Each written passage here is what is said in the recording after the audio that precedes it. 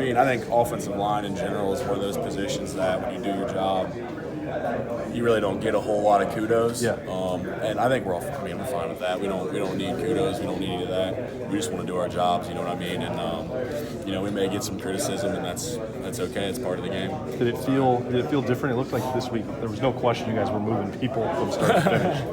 Yeah, I told them, that was one thing that we talked about all week was consistency. I think, psychologically last week, after jumping to such a big lead so fast, people might have mentally checked out or, weren't as focused as when the game started. And that's something that we talked about and worked on all week. And I think we sustained the whole game much better today. Thanks, Josh.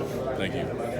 Sometimes as an offensive lineman, if you have a great block, maybe the hole's not there with someone else, and the production isn't where you want to, or vice versa. When someone like J.K. just gets going, it feels like, what does that do for an offensive line? That's awesome. I mean,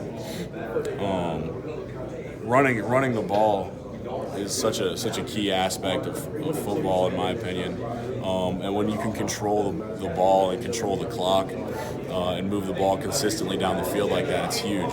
It's huge. And so it felt amazing today to have J.K. really get going and really have a good game. When you went into today, what was the main focus when you were looking at Cincinnati? What did you know that you had to do?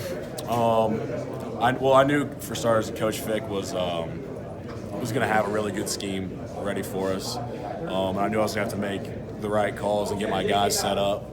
But more than anything, just focus on moving people off the ball, you know what I mean? And focus on staying on blocks. It's something that I've really tried to work on is staying on my block for as long as I can.